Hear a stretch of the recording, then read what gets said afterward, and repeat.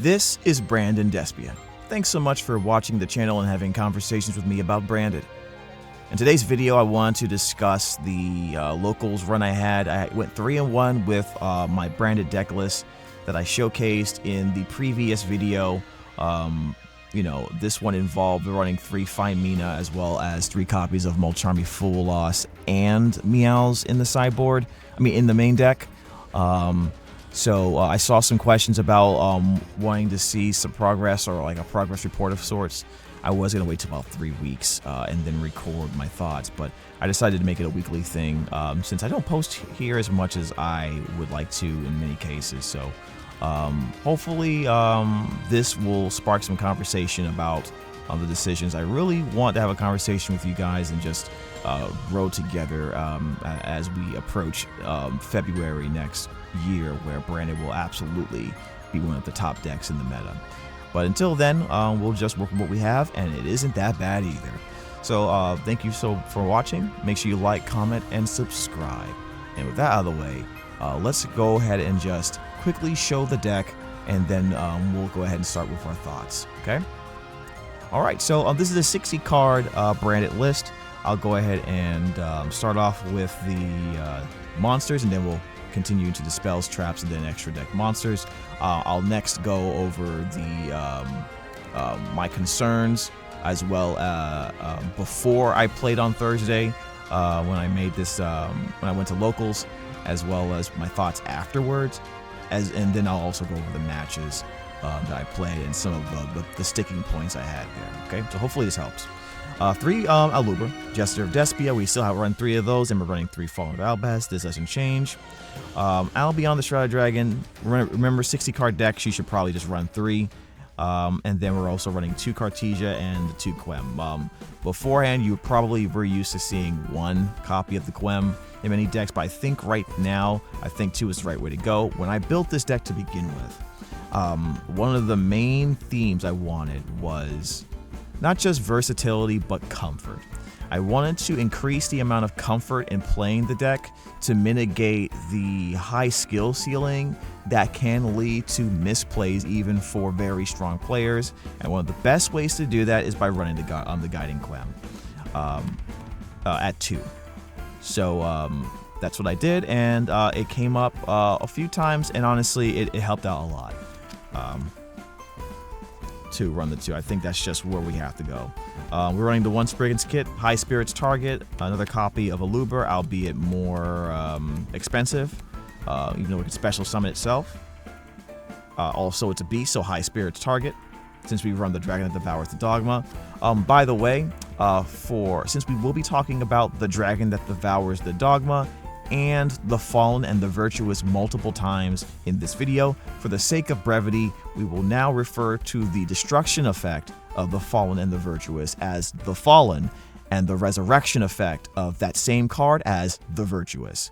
And we'll call the fusion monster Dogma Dragon, or simply Dogma.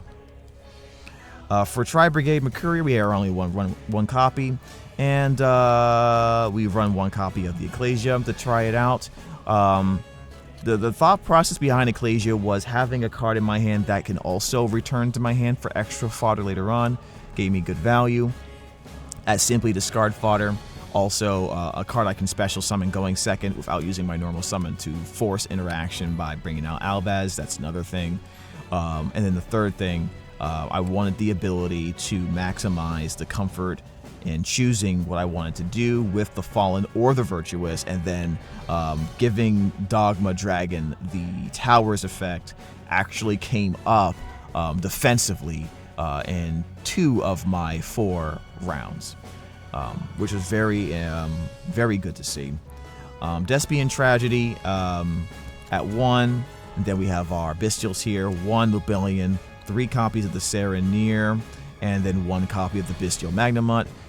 Any format where light and dark monsters become more prevalent, we'd love to see that, because that means our Bestials become hand traps, which makes our usually hand trapless deck for the vast majority of metas more hand trappy, I guess. So I it feels better that these are they gain more value as hand traps because lots of yummy Mitsu going around. Even Draco Tail runs some darks and lights, and let's be real here, the hype around Branded is real. You're going to see more Branded players. In fact, I found out that there was at least one other player playing Branded at the locals. Never saw them, but I did play plenty of decks that ran lights and darks on Thursday. For the other hand traps, we are running the 3 Mochami Full Loss. That's not a shock to anybody. We always run this no matter what. But I'm also running 3 copies of Mochami Meows. This did come up to where I drew twice off of the Mochami Meows against Yummy Mitsu and against a Blue Eyes deck I played against. We'll discuss that later. And then for basically the spice of the deck, I am running 3 copies of Draco Tail Phimina. This is the only Draco Tail in the deck.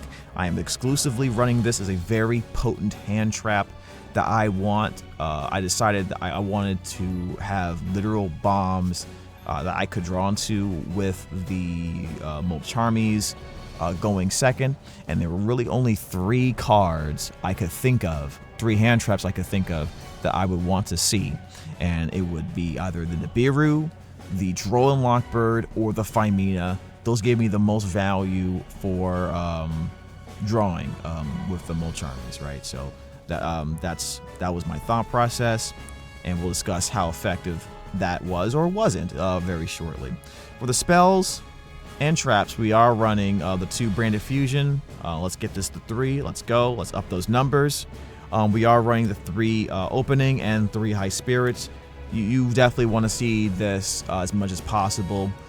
This lets you, with the current card list, play low to the ground, set up essentially a board where you get the Albion the Branded Dragon and a Titaniclad in the graveyard with either with a Cartesia on the field or in the graveyard through the effect of something like a Grand Gameo plus, like either a High Spirits or a Fallen to set that up.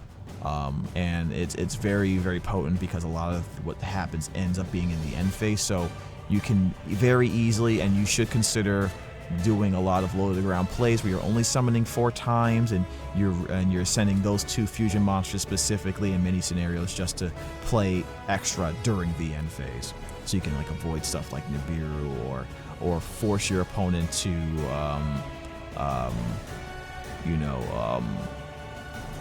into awkward uses of their canine cards, right? Because if you try to go to end phase, now they are forced to possibly play into your cards. They're gonna have to summon it before you they're gonna have to summon their Izuna beforehand. So didn't really happen on Thursday, but anyways, 3 Fallen the Virtuous, broken card, absolutely amazing. This doesn't solve everything, but it damn near does. I can't tell you how much this card has put so much pressure on my opponent. I never got to use, I will say now, I never end up using the Virtuous side of things. It was always the Fallen, and the vast majority of times when I activated the effect of Albion the Shrouded Dragon, I didn't go for Branded and red.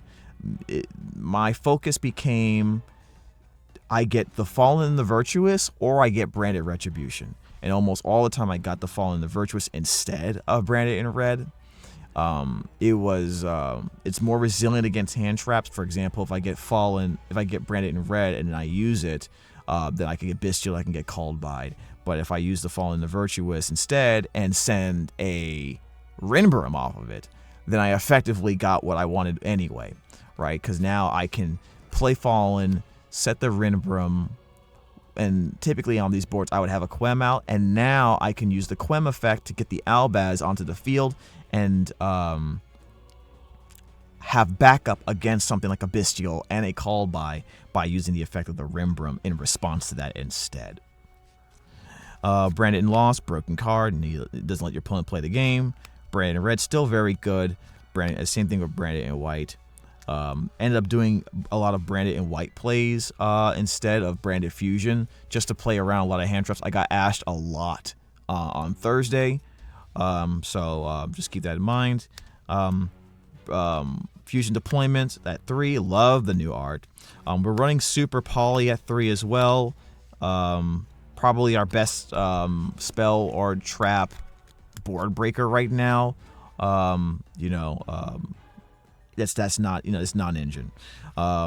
2 thrust, 1 talents, 1 called by Foolish Burial, Gold Sarcophagus, and 1 grass. Another nuke in the deck that we love to see. And then for the traps, we are running a fusion duplication and the branded retribution. So that's the current 60 card deck list. It ran very well. I think at a certain point, especially with the cards coming out in February, 60 card is just going to be the way. There's just too many great cards to play. You're not going to really brick, to be honest. I honestly don't feel like you can really brick too much in a 60 card branded deck specifically. The engine's too self-containing and it's too versatile. Too many 1-card starters or even cards that just play like a really strong a miniature board. Like, you can play low to the ground and still get a lot out of it. For the fusion monsters, we're running 2 copies of the Mirror Jade. I decided to run 2, just like I said, for extra comfort. It did come up where I got rid of 1, or 1 got rid of, and then instead of just trying to get it out of the graveyard, I could just make a Mirror Jade and again. So like that was pretty much what I wanted there. 2 copies of Albion the Branded Dragon. This the importance of this card has definitely increased, especially when you're talking about wanting to grind with the Fallen the Virtuous. Essentially, what you can do is you play Fallen the Virtuous, send this card, and then Albion gets Fallen the Virtuous again, which you play on your opponent's turn, and then play the other Albion, and then then that card gets another Fallen the Virtuous. Like, the fact that Branded can do that reminds me very much of what Drill Beam did for the Blue Eyes deck in a different way in terms of how you access it. Obviously, with Drill Beam, you're recurring the same one over and over again. But with this, I feel like I have a similar effect in terms of how I deal with the grind game. It's actually very insane. I am very, very close. I will just, I wasn't this to myself. I'm very, very close to like trying out a meme type of build where I'm running the Primites along with the Fallen and the Virtuous to just create this crazy grind game with hand traps backing it up and just going absolutely insane with very low to the board plays. I think that might actually be silly. So I'm not sure how I'm going to do that yet, but just letting you know, if you think of something in your head, go right ahead. But I thought it's still a meme build to me. Titanic Clad Ash Dragons, always important. Rinbrum and the new Dogma Dragon. I love this card. I summoned this more than I thought I would on Thursday. Having a 35 attack towers with the Ecclesia in the graveyard, it wasn't that difficult to set up. And it really, in one of my matches, I noticed that my opponent, it did cause some people to misplay, trying to figure out how to deal with this. Whether it's trying to remove the Ecclesia, or try to figure out a way to beat over this. So many times what I would do is I would summon Dogma and combine that with a Despia and Croritis, so there's literally nothing they can do to break, to take care of my board, right? There's nothing really they can do. I didn't play Lunalight. There was a Lunalight player there, but considering we run something like the Titanic Clad, I don't feel like we have an issue with that deck. Not nearly as much. Stupid card. We run Albion the Strengthifier Dragon. I don't care. I don't have Ido in the main deck. Run this card. Run it. Even if all you're doing is getting something like the Dragon that Devours a Dogma, or a Mirror Jade, or even something like a Cartesia Quem, But I've had 2 separate matches where my board was simply these 2 cards, and I just held back, and my opponent could not deal with the cards because, guys, remember, Albion can't be targeted, right? And it's a 3,000 attack beater. Not as very easy to go through. Plus, they have to worry about its effect, right? So like instantly it becomes an issue. And if there is a situation where I have Dogma with the Towers effect on, that means they can't super poly this. They can't. You can't, and it's unaffected. This can't be used as fusion material. So it just sits there. And my opponent could, and my opponent has super poly, and they couldn't use it. I feel like any type of scenario you can create where super poly is useless is actually hilarious and should be considered. Okay, so, and by the way, if I had the Towers effect and the Ecclesia was in the graveyard, I could Albion it and put it on the field, right, and then turn it into an albaz, put it back in the graveyard. So yeah, kind of insane. Grand Guignol. Let me put this back here. Grand Guignol. I'm running 1. I did not miss 2. If I was running Ido in the main deck, I would 100% run 2. And it can go into Quiritis. Then I'm running some very powerful generic fusions, Borlo Furious and Chaos Star Swords. I think these are 2 mainstays in your branded deck at this point. You run enough dragons, and they help deal with non-monster cards to pop them, to destroy them. You kind of need that from your fusions. We are running 1 copy of Draco Stapelia. The reason why we're running this card is to give me a very generic fusion that will allow me to fuse away my Dogma Dragon or my Mirror Jade for something, and then bring it back with Quem.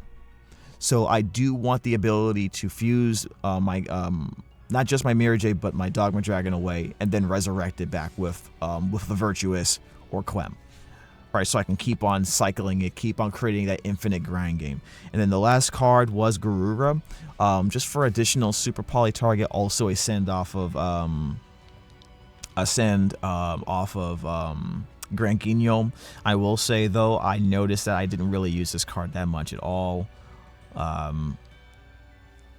So this may be a flex spot, to be honest. The branded extra deck does not lack super poly targets. I mean, as long as you have a Cartesia or a Dark Monster or a albaz, you pretty much have plenty of targets for fusion. And a lot of times, if I super polyed, I was trying to get an albaz out so I can super poly into take 2 of their monsters many times and just go into Stigmata, and then mess with 2 of their cards in their graveyard, which I did once against Memento. That was pretty neat. All right, so that was the deck, and then we'll go into the sideboard.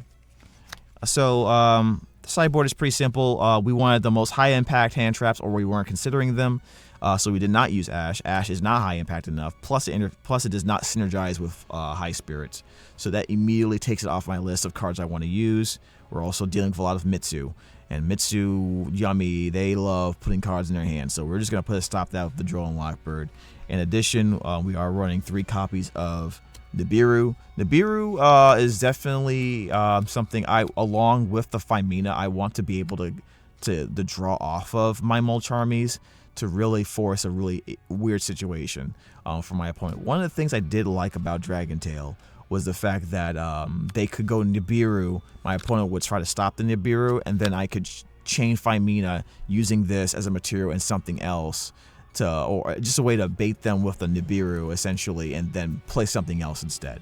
So I did like that concept, so that was one of the reasons I also wanted to use the Femina to have that option, because if I Nibiru and then they go, okay, we're gonna stop that effect, and then I go Femina, albaz plus Nibiru into Albion until Albion the branded dragon, and now like, okay, now our Mirror Jade's coming. All right, so you definitely got baited. You know what I mean? So like things like that are what I think about when in terms of running the Femina along with cards like Nibiru. But seriously, these are only hand traps I care about. I think Ash is cope for branded players in particular. I think it's kind of cope. We're running Ido, games 2 and 3, or whenever I'm going first. After game 1, I put this in there. My last game I won through Ido Lock, came up 1 time, and I have no problem with it whatsoever. This was against the Yummy Mitsu, so I feel nothing. I feel nothing for them. Yeah, but that's why I run the Ido 4. And then to finish off the rest of the extra side deck, we're running 3 Forbidden Droplet. 3 evenly matched, and duplication, right? So the reason why I'm running a Forbidden Droplet over something like Dark Ruler No More, which is generically better against Yoshimitsu, is because I'm also running evenly matched. So typically games 2 or 3, I'm putting all of these 6 cards in there, and that would allow me the ability to remove their entire board if I happen to draw both, which did happen one time, right? So just that extra connection is why I picked evenly matched over, Droplet over Dark Ruler. And then 2 Fusion Duplication. I think it's pretty much mandatory to run it in Branded. You run Super Poly, you run Fusion Duplication, Fusion Deployment, and you run Branded Fusion. Those are all very valid targets. And being able to, if you draw this going second or first in your branded plays, you pretty much are going to win, especially if you're running idle, because you can essentially idle lock them very, very straightforward. It's not really that much of an issue. So that's my list. So now I'm going to show the deck list on the screen through Dueling Book while I discuss some of my thoughts about the deck and give you a synopsis of what happened on Thursday. So let's go ahead and pull that up really quickly. Okay, so like I said, I went 3-1. My first round was Memento. Now this was my only loss, technically due to time. It was a massive grind game. That's what I noticed, and what I appreciated about the deck, about this match, was my ability to grind. It was quite absurd being able to grind with this with Memento, and I appreciated how much easier it was because I was using cards like Virtuous, because I was using Dogma Dragon during those turns.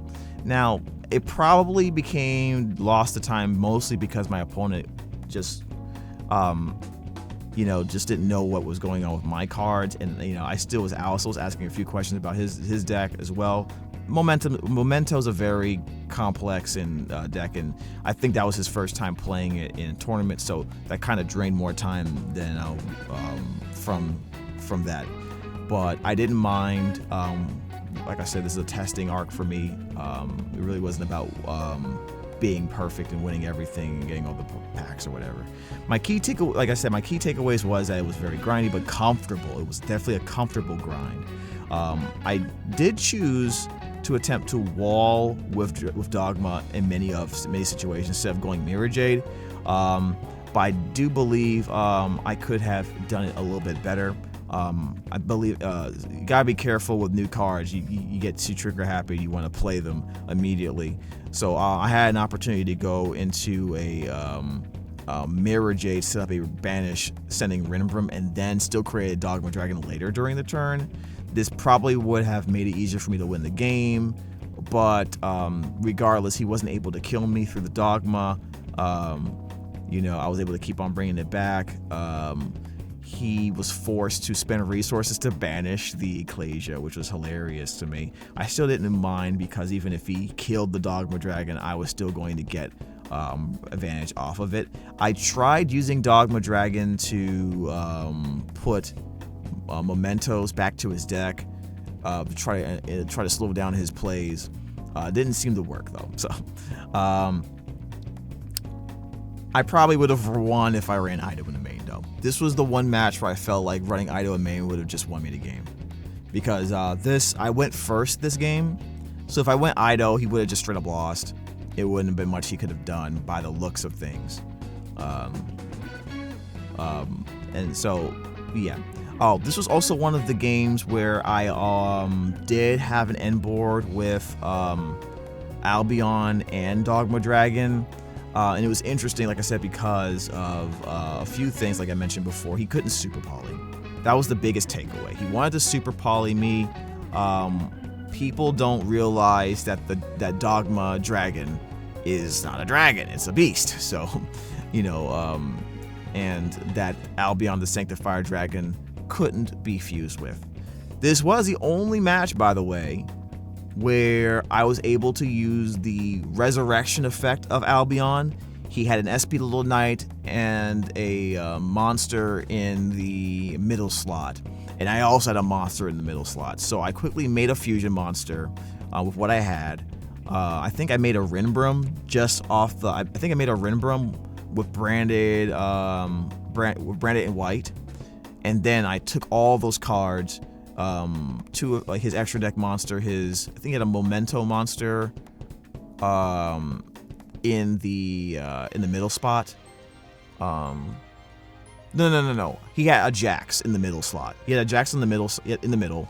A K966 Jax and SP Little Knight. I had a monster on my side in the middle. I forget what it was, and then I made a Rinbrum, and then took all 4 of those monsters and brought back the Albion the Sanctifier Dragons. First time I made that, pretty cool interaction, and then I used its effect to bring back Dogma eventually, so I can try to wall him out again. So it was kind of like a grind we were in. We were in the middle of a grind, essentially.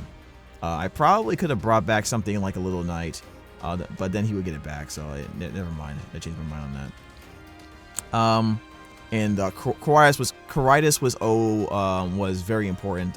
We probably would have lost from damage if we didn't have Coritis just stopping his lowering his monster attack. So I think Coritis was kind of an MVP there, just to make sure that they couldn't get through the board I was presenting. But like I said before, it was such a slow grind, and he was asking too many questions, so we just couldn't pull it out. And like I said, didn't mind. The second match was Blue Eyes. We did have a Blue Eyes match up there. I beat that one 2-0. And the funny things I noticed was, like, we went through like 4 hand traps on the first turn. He had Ash Blossom, which he used on Branded Fusion. I was able to set up a board where I was able to get the Albion the Shrouded and the Titanic Clad. He used 2 Bestials to get rid of those. Then he had a Ghost Bell. I forget which effect he used it on. And then the next turn, when it was my turn again, I used Retribution to bring back Branded Fusion, and he had another Ash for that. So he had a lot of hand traps. The problem was he didn't really have anything to start with. By the time he did, I had too much to beat. I had a setup for Chaos Star Source, so when he did bring out True Light, I just took his whole board. So that was game 1. Game 2, I basically evenly droplet this guy. This was the game I had evenly in droplet. He put out he didn't like fill his whole board with cards, but he put out a good amount of cards on the board. So when I went evenly and then went into droplet, took his whole board off the field, banished it face down. So that was kind of really, at that point it was really hard for him to come back from, you know. I did have a Fine Mina in my hand for this one, so for potential use, but I ended up holding on to it as a backup plan. I didn't just shotgun it just because I had it. I kept it in my hand. I know I had a McCourier in my hand and a Fine Mina. I forget what else I had in the hand, but if the game kept on going, Fine Mina would have been there to kind of surprise him and make something out of it. So pretty happy with that. I never saw a Fine Mina in my hand that I felt like, okay, this was terrible, I should not put this in the deck. That didn't happen yet, so we'll see what goes on with that. He actually also had evenly matched, to be honest, in that same game. He had set it. The problem for him was he couldn't go into the battle phase. As he tried to leave the main phase to go into battle phase, I made Cartesia. I used Cartesian Albaz to go into Red Albion, and then make a Boar load, and I popped the back row. So his evenly matched couldn't affect me back. So it was a pretty much straight up 2-0 win. Then we played Draco Tail. That was a 2-1. This was the match I had probably the worst grass in the history of mankind. I baited his hand traps, multiple hand traps. I even he went first, by the way. I even baited his Draco Tail Flame with a Branded in red. And then I was able to go thrust into grass, played grass. I had a choice to go into Branded Fusion or grass. I chose Branded. I chose for the bomb, went for grass, and the grass was literally the worst. I milled all 3 Albazes, no Branded in red, no Branded in white. The only fusion card I was able to get from the graveyard was Branded Fusion, and I had no Albazes, so I auto lost essentially. So if I went Branded Fusion, I would have won that game, but bad luck. You don't really expect it to happen too much, and it probably will never. It's like a 2.5 2% chance that happens or something.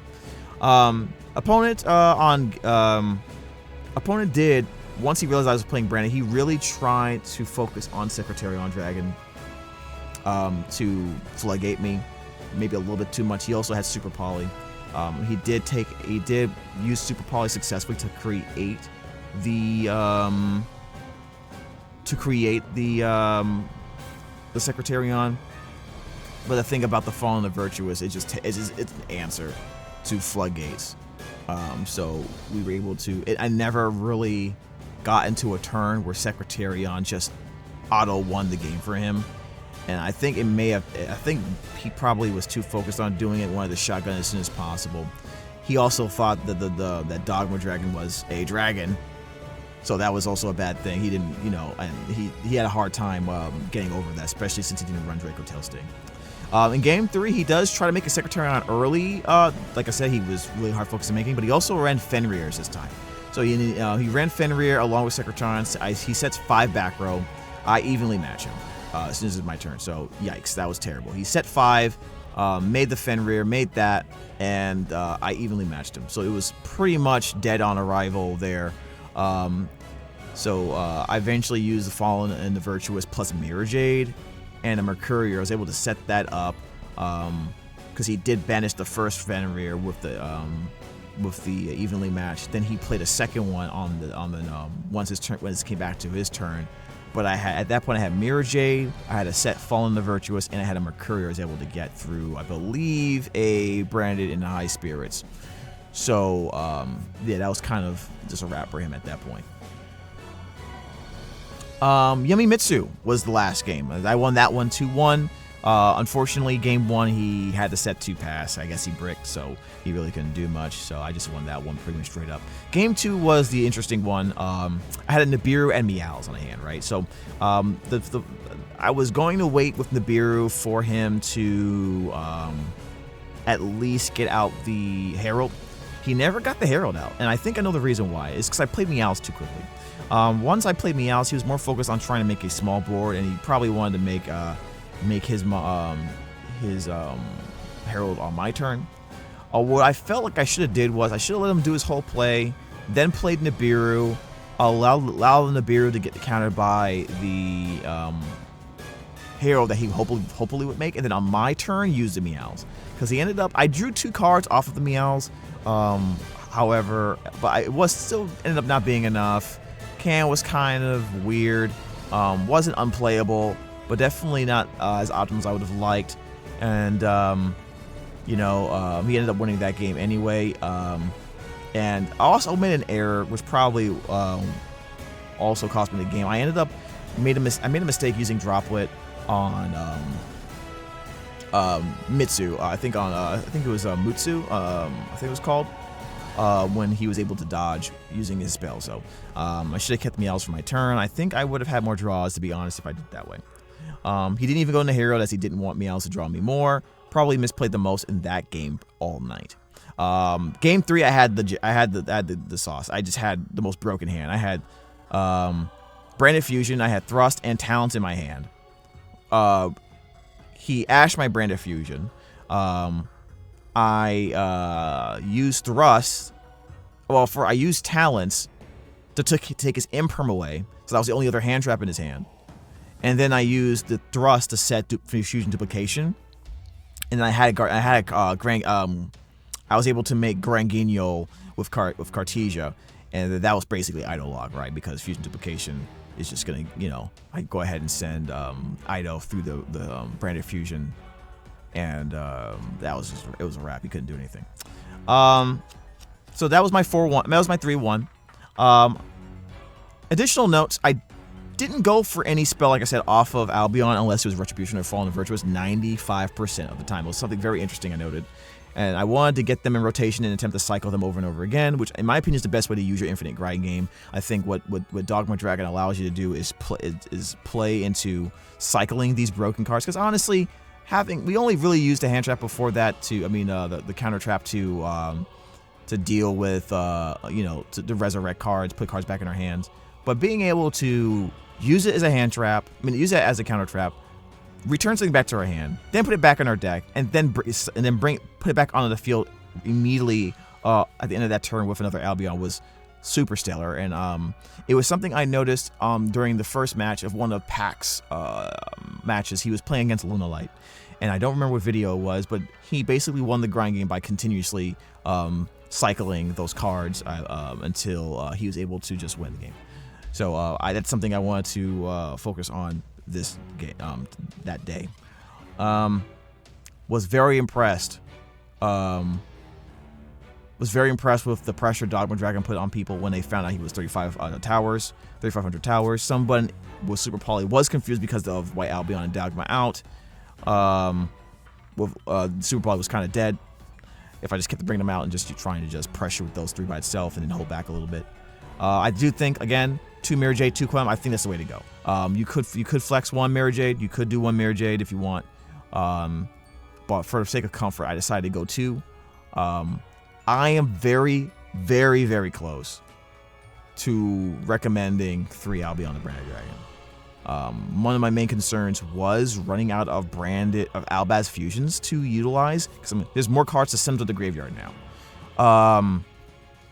But we're gonna keep it this way just one more round and see how it goes. Like I said, I never really got out Garura. I never really did. It wasn't really necessary, even with Super Poly. The only time I Super Poly'd was to take 2 of his monsters with an Albaz and make a Dogma. I was really focused on Super Polying into Dogma more than anything else. You could make the argument of running Garura if you take one of these Mirror Jades and maybe turn it into a second Granguignol. That makes sense to me. I went with Mirror Jade instead. And I think the issue with me running out of Albaz fusions to send was probably because I ran the second Mirror Jade as well. So that makes it even more important for like Dogma to get in rotation as much as possible. I did never use, by the way, the Virtuous effect, the Reborn. I do love the card a lot. Like, honestly, I can never sing enough praises about the Fallen the Virtuous. Absolutely broken card. I think you always get this card instead of Branded in red now, unless you have a Fallen in the Virtuous in your hand. Then you can go for Branded in red. But even now, I'm kind of, if I was to order 1, 2, and 3 on my main targets off of Albion now, it's Virtuous, then it's Retribution, especially certain matchups, and then probably Branded in red. So those are like in that order. I only really summoned Draco Sepelia once. It ended up getting impermed. Draco could be a flex slot, but I just really wanted the comfort of having a very generic fusion that can allow me to fuse away the Mirror Jade and then resurrect it back with the Quem. So that's why I did that. Level modulation can come up, but not really. Really just the Sepelia and the Garura are the only real flex spots I see in the deck. But just for the sake of flexibility and comfort, I'm leaving those 2 in there for Sunday. And depending on what happens, I may even take out the Garura and just run a 3rd Albion the Branded Dragon. That is highly likely. And that's everything. That's all I have for my report. I know this came a little long. I'm really sorry for that. I'll edit it slightly. But I will return with another video once I go to locals one more time, give you my thoughts and feelings on this. Just a quick thing. I did see in the comments that people were saying that you cannot fuse into Corias with Firmina. Of course you can't do that. Maybe I misspoke a little bit. You have to do it another way if you want to do that. Which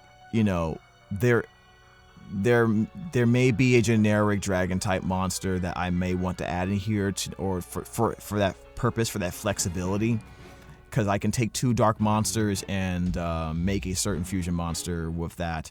That also could come up. I'm considering that. I forget the name of the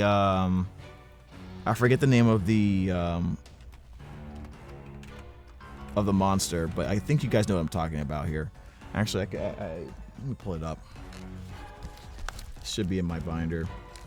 Yes, Starving Venom Oh, wait. Yeah, Starving Venom Fusion Dragon.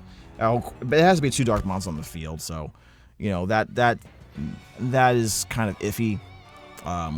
Thinking off the top of my head, probably still not worth it, to be honest. But yeah, you cannot make Horridus with this, so you're going to want to either have a generic option that you can fuse that's a Dragon or Spellcaster, which Cartesia will make Ranguinho with this, or if you have an Albaz, you can make something like a Lubellion. So that is always that option. But yeah, I know you can't do that. So I know you can't just directly fuse into Horridus with Albaz, but I mean Albion. So appreciate that. Let's see. Let's see some other comments here. If I could just go really quickly.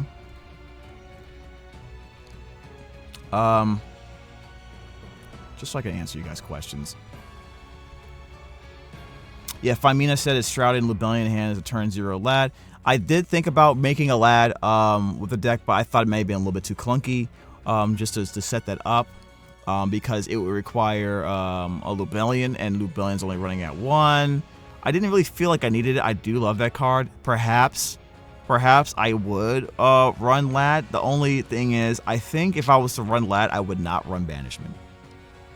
I don't think I want to run Banishment. I don't want another brick. I can easily make it with the Femina, or I can easily make it with the Cartesia instead. I'd rather do it instead like that.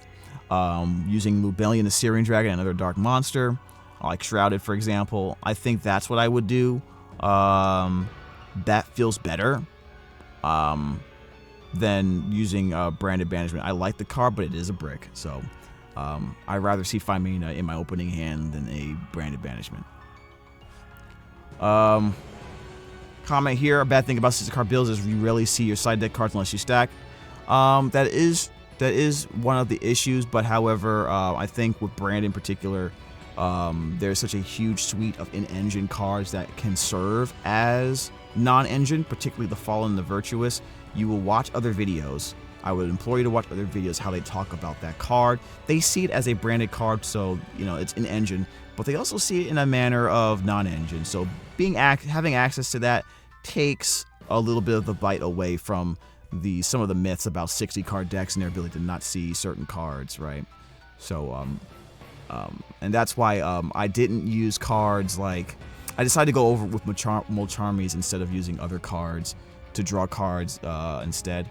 Partially for that reason. So Brandon Dude, what's good? Love your content. Nice. Let us know how your list performs in actual play.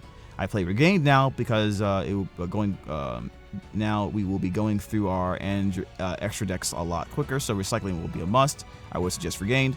That is correct. That does make sense, and that was one of my concerns with this deck list because we added additional cards, and I also added another Mirror Drain, so that was going to happen.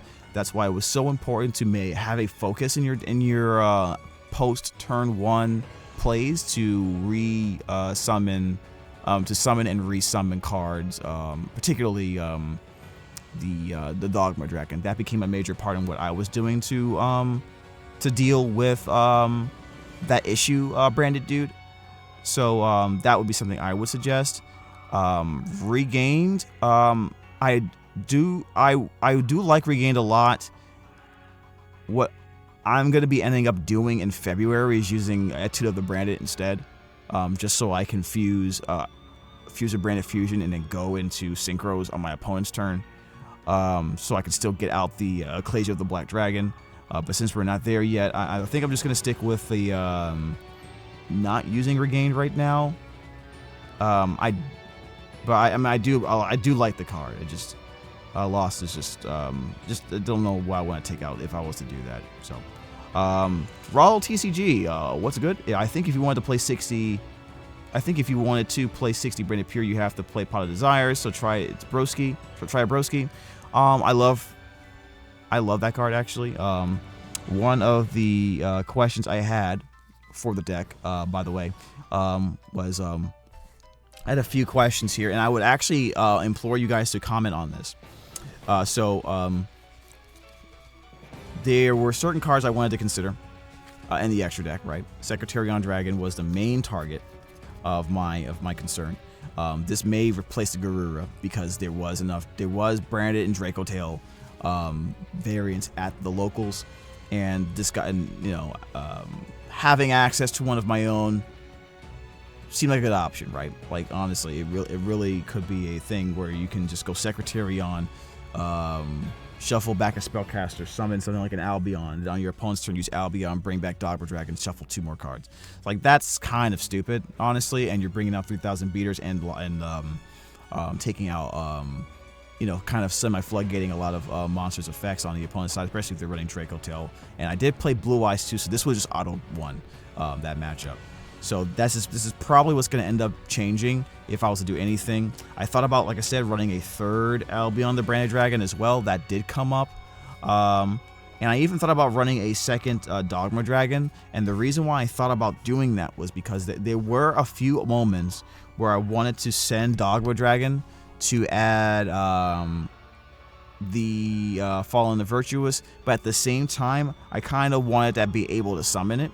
So the result was, okay, so maybe we just have 1 to send freely and then 1 to make, right? So I think I'm going to hold off on this unless I add more Dogmatica monsters, right? So there is a possibility that we could still do that.